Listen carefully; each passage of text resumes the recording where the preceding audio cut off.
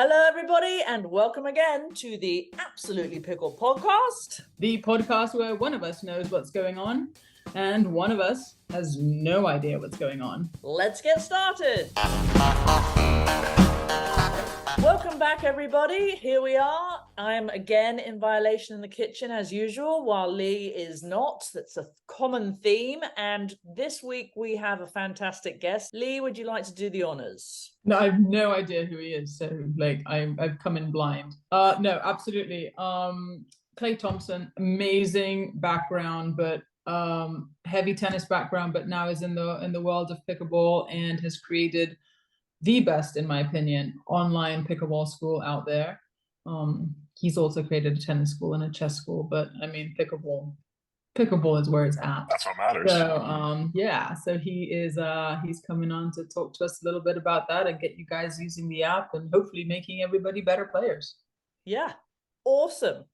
So Clay, we've not met, so I'm going to jump right in. I did do a little bit of research on you. I read your Wikipedia page. Not everybody has one of those, so you must be somebody quite important. First things I was going to ask, well, first of all, I think you live up the road from me, because are you in Venice, California? I'm in Venice, California. Yeah, yep. I'm in El Segundo. Born and bred. Yeah, Love it. oh really? Yeah, so Yep. Cool. We're neighbors. We'll have to play. Yep. We'll have to get a drink. The first thing I'm glad about, though, is that you're sitting down, because is it true that you are a 6'6" giant? It is true. Yes, I'm quite long. Not so wide these days, but long. Long. Now, what did your mother feed you? I've got two boys that have become 6'3", and I feel like a midget in front of them. The funniest part is that my dad actually is 5'9", maybe 5'10" on a good day, but my mom 5'11", and she has a brother who's 6'6", so you never know where it comes from. So there you go. Either that or the milkman. Did you check out the milkman? That's what we say in England. If you don't look like your dad, you have to question what the milkman looks like. Exactly. But here's the thing, and it's like I keep telling Clay he needs to get into pickleball, but it would really be a disservice because he would basically just dink your opponent's ball for you because he could just reach over the net with his wingspan. You know. Yeah, that's crazy. Have you guys ever played together? No, I look forward to the day. Have you seen how tall he is? I'm afraid. Well, that's what I'm saying. I'm glad he's sitting down. He might not. I was worried he wasn't going to fit in the screen on this thing. So, Clay, give us a bit of background. I read obviously that you were a junior tennis player, national. Were you number one in the nation? I mean, I know you were extremely good. I was number 2 in the nation, actually, to recent pickleball transfer Jack Sock. Oh, right. Actually, the 16s at the Easter Bowl, I played him in the finals and lost to him 7-6 in the third. Had a couple opportunities to take that one, and then I came back and beat him later that day in doubles 7-6 in the third. Oh, there you go, revenge. Yeah, we have good rivalry, and again, it's fun to see all the tennis transplants into pickleball because I have a good history with all of them. I mean, Julian Arnold, who's done really well, he was a UCLA Bruin. He actually hosted me on my recruiting trip for UCLA. Great guy. There's a ton of other ones. Like I'm sure we could get into it, but yeah. And you were that good that I read, were offered a contract to go pro out of high school, but you decided you wanted to have the college experience, right? Yeah, so I was offered a deal where I would kind of go to college a little bit early, and then I would play a semester. So I would graduate high school a semester early, play from January to spring on a college team, and then I would basically want to go pro after that. So that actually was my trajectory in 9th and 10th grade, and then when I got kind of end of my 10th grade year, that's when I was like, oh, I don't know if I really want to do that, because I was really having a great time with my friends in high school, and I wanted to see that, experience through to the end. And then I was also really enthralled with the college tennis experience. And I think that at that point in my life, I was like, I do want to become a professional player, but at the same time, I want to have a good college experience. And the idea of playing for 4 years, I didn't want to rule that out. No, and also obviously at the time UCLA and USC were the top teams, weren't they? So it was not anymore, but yeah, I know. We were, and also one of the things, because Penny and I aren't from the US, right? We both had different. Can you tell? I know we did a different college experience, but because we have a large international reach. And I will say that if you ever have an opportunity to play collegiate sports in the United States, take it, because it is absolutely insane how chaotic and professional and, you know, top notch it is. It's a wonderful experience, and I think the US does it better than any other country. The coach at San Diego State, where I was, loved that I was involved with the team, because I would go, you guys have no idea how lucky you are. You got rackets and clothes, and you got scholarship money, and you're fed and watered, and you've got counselors if you're screwing up your lessons. I'm like, what the hell? We don't have any of that in England. And you're on the beach in San Diego. Can't beat exactly. that. That's true. So want to jump in to pickleball real quick. And also, obviously, real quick, actually going back to that, I think it's fun that you two are both together on this podcast, because I also read that you are a bit of a showman and quite entertaining on the court. And Whitwell has a bit of a reputation of being a fan favorite and a bit of a showgirl. So we get along. We got the two of you. So, you know, I know you're all subdued right now on a podcast, but I would love to get you two on a court together, because I think that might be hilarious. But we'd have a great time. On that note, but what not to do. That's more me, actually. No, it would be fun. I can't wait. Having done your pro career after college, and then you coached for a bit, there's some entrepreneurial investment type stuff you've done. I saw a few things in there. Can you tell us like how you transitioned into that, or what got you into that? And then very quickly, we want to get on to MProoV and this new app. Yeah, so obviously it's a tough transition. You know, any time that you let go of something that has been such a big part of your life for so long, it's very tough. And so I kind of went through, you know, at the end of 2016 is when I sort of took my step back from the pro tour, and I was kind of, you know, after spending whatever 30, 40 weeks a year on the road for the past 2 years, I was kind of like, do I want to keep doing this? And since I had kind of my background, you know, I finished my degree at UCLA, and I kind of knew that I wanted to get into something after tennis. I just thought that it was a pretty good time to do so. And while I kind of made that decision actively and with awareness, it was still very, very tough to actually pull the trigger on it and, you know, back that up. Yeah. So, you know, it took me, I was probably floundering around for, you know, at least a year, kind of trying to figure out what to do, trying different industries. You know, I got my degree in creative writing, so I got into kind of the tech space with working with virtual reality companies, you know, different other technology companies at that time. And, you know, then I was approached by Nicole Gibbs, who was a good friend of mine. She went to Crossroads, which was my high school, and then she played tennis at Stanford, you know, multi-time NCAA champion there. She was still about 70 in the world, and she was like, hey, do you want to travel with me a little bit?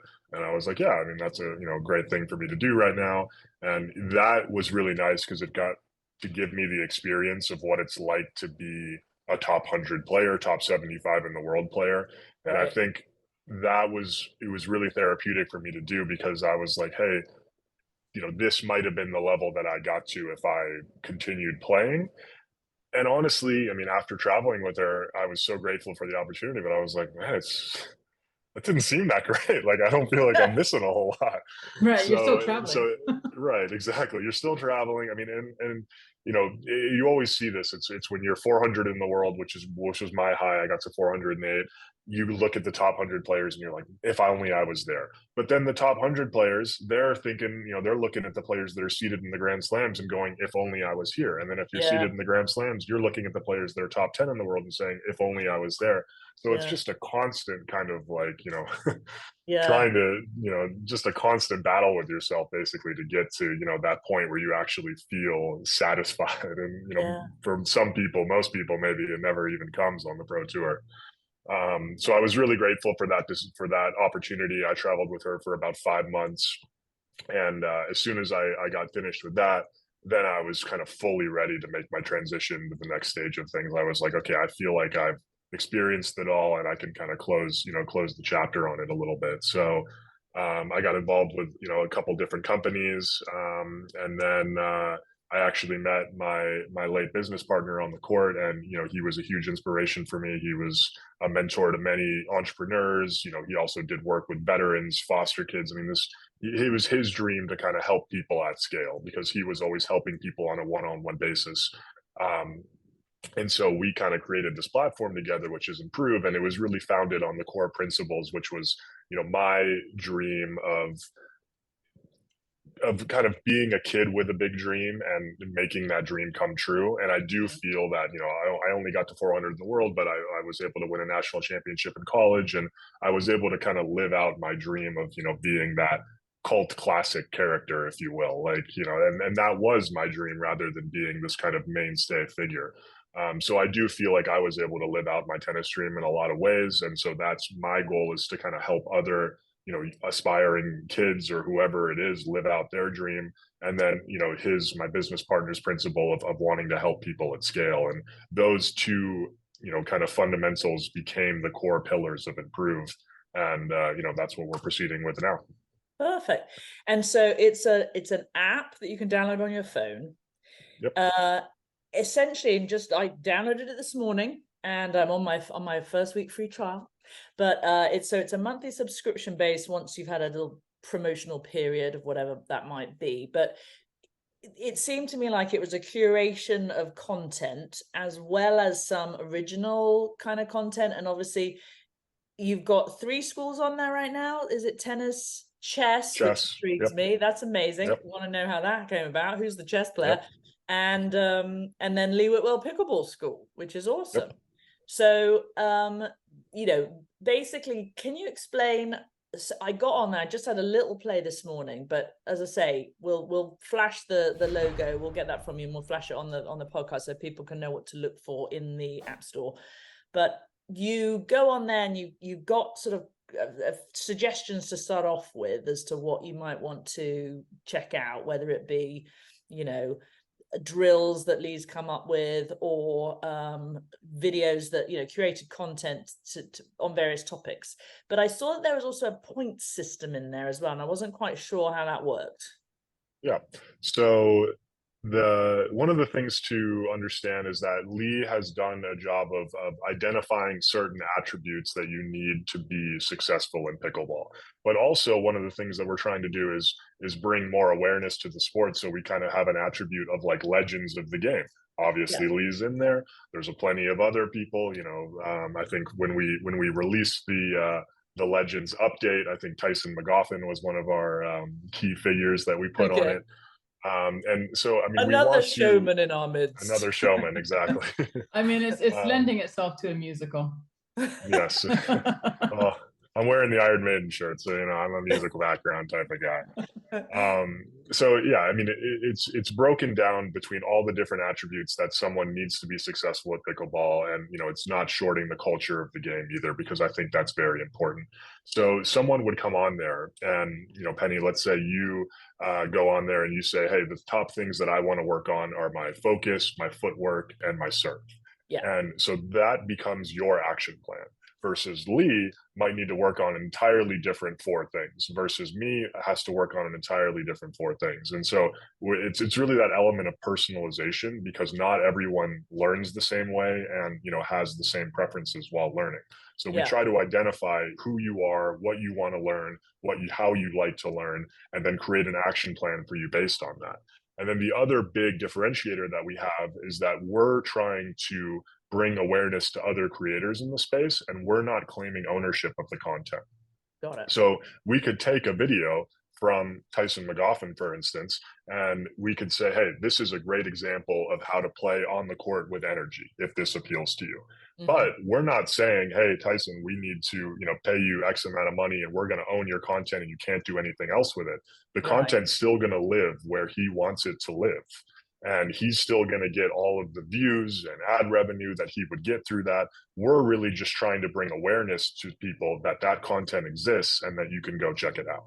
And so you're actually driving him viewers, you're exactly, driving those guys, that the content that you're showing on there, they should be paying you. No, but it's that rising tide lift all ships mentality, right? It's like, it's not like come here for the best content. It's like, yes, come to MProoV for the best content, but the best content is not just 1 coach or 2 coaches. It's all coaches out there, because you can learn from everyone and everyone's got a different style of learning, and you're going to figure out whose style best fits you, right? So it's almost like sharing the wealth. And as you go, is it intelligent enough to so if I've just started, because it seemed very reasonable. I wanted to mention that as well. I don't know if you'll call that, but like, you know, it was only $3.99 a month after the free trial. So over a year, it's like not that big of an investment. Less than the cost of a private. Yeah. Yeah, exactly. I mean, you know, if you're going to have one lesson and get one tip from, or two tips from a coach, and you've got this ongoing source of intelligent feedback, but does it change? You know, you're continually updating it. How often does it update, refresh? How does that work? Yeah, so one of the cool things that we just implemented is it actually updates with your duper rating now. So, you know, let's say that you're at a 4 and you go to a 5, your action plan will update based on that level change. And so, you know, someone that's a 1 on a duper scale, or a beginner, you know, would get a very different action plan than, you know, Lee would get, for instance, being a professional level player. So there's that. We also learned from, you know, if you choose to gravitate towards articles instead of videos, we'll share more of those with you. Also, some of the original content that you mentioned earlier. So a lot of stuff is just like, you could read a 20-second description. This is what Lee Whitwell does when she gets nervous before hitting a serve. Maybe it's, you know, she takes a couple deep breaths and she thinks about, you know, her favorite puppy, whatever it is. And that, you know, that relaxes her. And so that original content, I mean, that's helpful for someone. And again, you don't need to necessarily watch a 5-minute video or read a book or something to get that. That's just something that you could get from talking to Lee. And we're trying to make that kind of conversation more scalable to people, so that instead of Lee talking to you and then talking to me and repeating the same spiel every single time, she can just say it once and have it go out to millions of people around the world who need help with that. It kind of blows our Dear AP out the water, doesn't it, really? But we are trying to do the same thing in a smaller scale on Dear AP. Yeah, but all Dear AP should be like, listen, this is our suggestions, go to the app, and now, you know, download the app and figure it out. Maybe we'll implement that. Well, that's actually a perfect segue, because we're doing nicely on time here. So without further ado, Clay, get ready, because we are about to enter Dear AP. I went with 2 technical questions that have been written in. So the first one, interestingly, is from a lady who's in our backyard, Clay. Her name is Susan from Manhattan Beach. And she writes, I'm a former tennis player. Join the club. Join the club. Manhattan. I'm a former tennis player and thought I had good volleys. So in pickleball, why do I keep dumping my forehand volley into the net? Because you're a muppet. Ultimately, yes. Ultimately, you are a muppet. Honestly, it's because the mechanics of a volley in tennis and the mechanics of a volley in pickleball are completely different. Yep. You can be a lot closer to the net. You can actually follow through a little bit further downwards on a volley in tennis, where in pickleball, you're pushing more forward. If you come down, you're 7 feet from the kitchen, that ball's going to go in the net every time. And if she hasn't figured that out yet, that she's that far from the net, then she's got bigger problems. We don't know how good a tennis player she was, but she was a tennis player. And I yeah, with a pancake volley grip. Yeah, it's amazing. She might have the frying pan handle. Anything to add? I would say, you know, the thing that was tough was I think the difference, and how I sometimes describe this to some of my students, is in tennis, you punch the volley because you've got strings. And so you get that trampoline effect. And so you can punch it. Whereas in pickleball, it's more of a push. And I know you always described it to me, Lee, as, and I'm in the kitchen, but shutting the cupboard, you know? Right. So do you think that's true? Is that a good? Yeah, but you also, like in tennis, right? Like, okay, I'm left-handed, so if I'm forehand volleying, I'm stepping forward with my right foot and I'm transferring my weight on my right foot. I don't have that luxury in pickleball. If I'm at the line, I can't step into the kitchen. Yeah. So I've got to stick my bum out. We're used to in tennis doing this and moving in, whereas in pickleball, you're square on and you're doing. You're shoving. You're sticking your bum to the back. Yeah. Like your bum goes to the baseline and your arm comes forward. Right. It's very flattering. One thing I would add, and Lee, this is from your brain.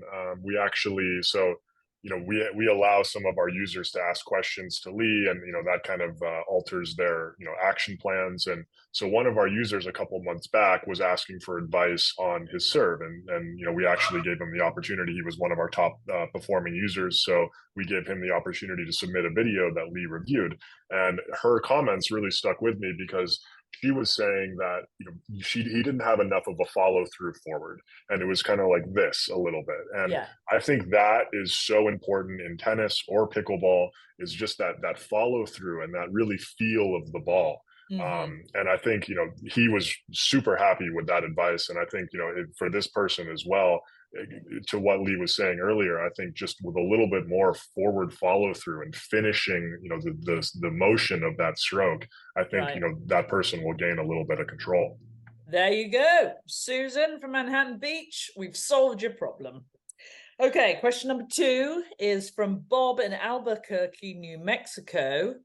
And That's not true, because there's no pickleball in Albuquerque. Seriously?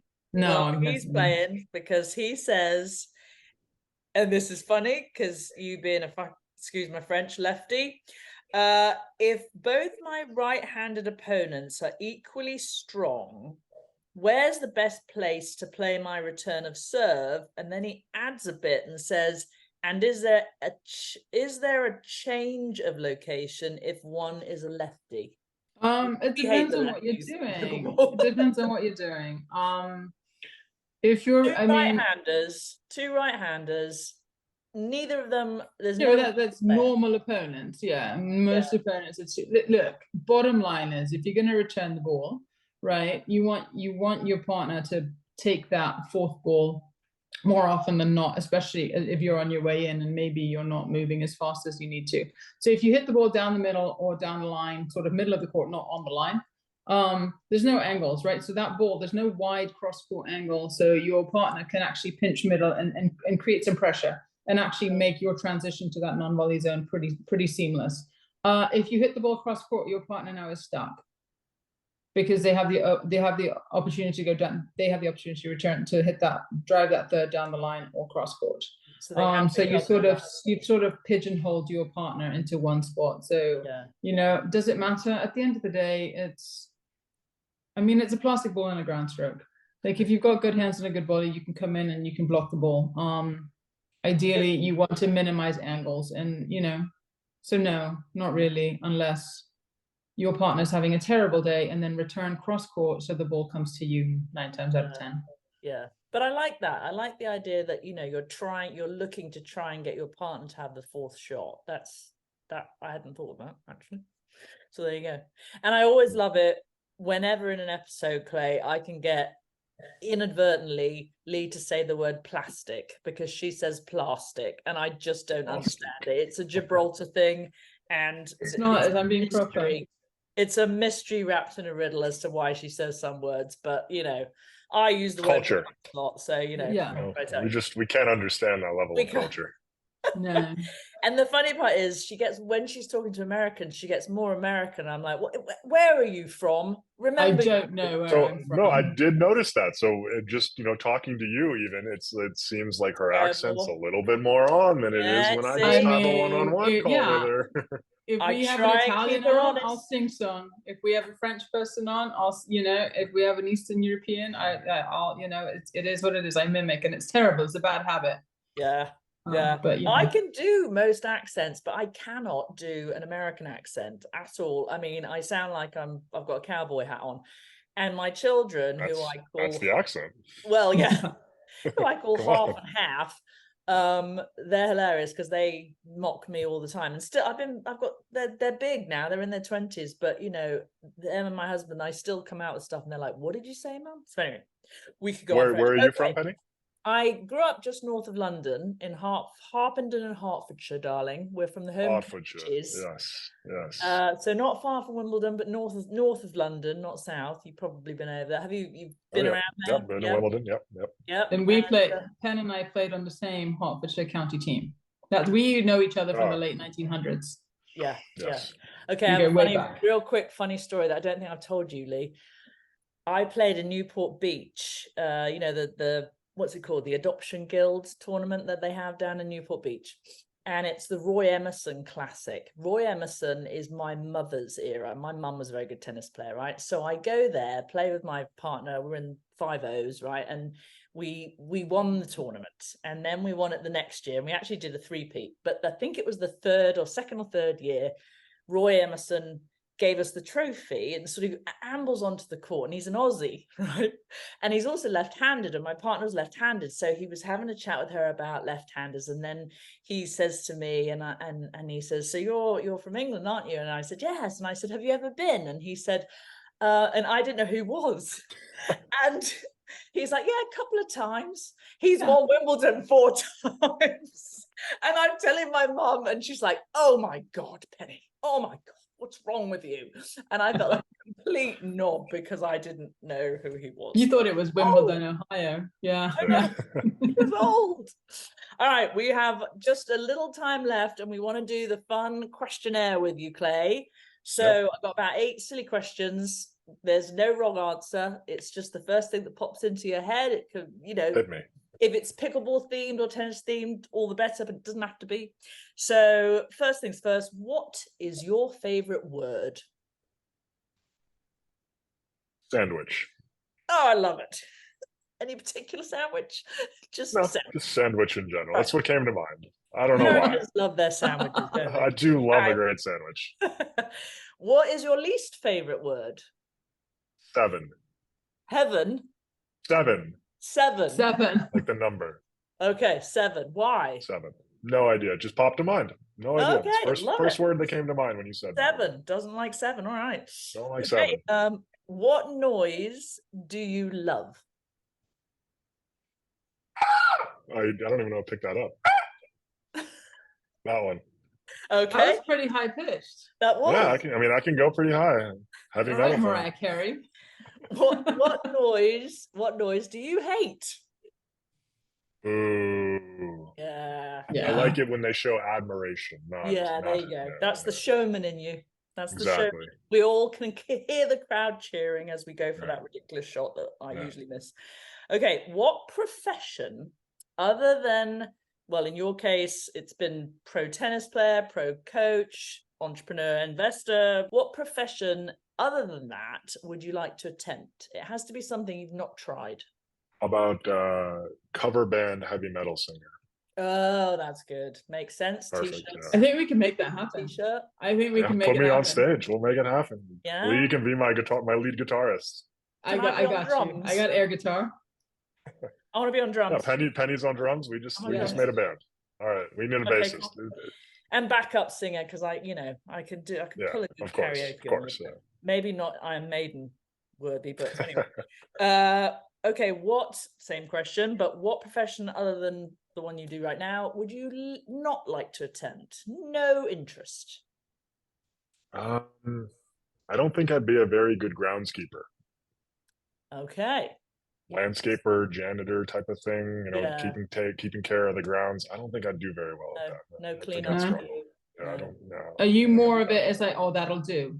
It's okay as is. Good enough. Yeah, it's good enough. Yeah. I mean, I like it to look nice, but I'm not really the one to make it happen. You and my husband both the same. I think he mowed the lawn once, then we got a gardener. Okay, this is an easy one. What's your favorite curse word? And you can say it on this, we don't care. Mine is this. Oh, I mean, if I'm gonna be on the call with you, I have to say it's can't. Can't. An absolute can't. There you go. That's a good one. Not allowed to say. Oh, I hate that word. That's my least favorite. Yeah. Is that your least favorite word? It's so funny how some cultures say it. I mean, it's But if someone were to say that to me, I'd punch him. Like that would just provoke violence right away. Like anything else, I'm like, yeah, whatever. That one, I'm like, oh, and now we're fighting. Well, notice how I didn't call it. I didn't call you it. I just said no. You didn't know exactly. Well, the one I get in trouble with as well here, and it's not at all offensive, is twat. I go, oh, it's not offensive. Twat. Yeah. Well, but twat means, well, you guys say twat, don't you? But like, sorry, thanks for pointing. Thanks for pointing. Yeah, we know where it is. It's down there. Okay, sorry. Anyway, that's the one I get. So So one thing I'll add to that, it's not a curse word, but one of the it's a funny kind of cultural thing is when I was in Australia for the Australian Open, people would ask me how you going, and I never understood why would you ask me that. I'm going. What? Yeah. How am I doing? That makes sense. How am I going? Yeah. Am I going anywhere? I don't know. Yeah. Yeah. No, but see here, but in the States they do that. It's like, like when they're like when you're lucky, they're like, oh, you lucked out. I'm like, that makes no sense to me. You lucked out means that you're out of luck. That makes so much more sense than how you going. No, I mean, I think they're one and the same. It's like it's a convolution of tenses used wrongly and just put together, going, we'll just make it sound this, and that's it. We're going with it. The Aussies, they have the best of both of our worlds as far as, you know, the fun of America and the fun of England, but they also have severely cocked up the language, I think. They're the best. Although I use mate all the time, so I can't really speak. And I would like to live there. Mate's a great word. Have you been to Australia? I've never been to Australia, and I'd love to go. I think it seems amazing. Oh, it was actually probably my favorite Grand Slam that I've been to. I mean, obviously, I'm you know, I love the U.S. Open just because it's American, but the Australian Open, I mean, the energy that you get when you walk through the door, it's on in all the pubs and bars and restaurants. They're watching tennis. People adore tennis there. And pickleball too. I mean, I think it's a racket sport, you know, type of place. They were talking, I was watching the Aussie Open because it's on right now, about the crowds are yelling and doing more. They're allowing more of that interaction, which you guys would love. But some people, it was winding them up. And then they made some comment about, oh, they'll never allow that. And it was also, people are allowed to just get up and leave. Like, you don't have to wait to the end of the point or to the end of the games. You know, it's not etiquette like we're taught in England, where you have to wait 2 games for a change of ends. You know what I mean? If you don't get in there in time. So, interesting. Much more chill. Well, there's only one more question. And it is this. If heaven exists, what would you like to hear God say to you when you reach the pearly gates?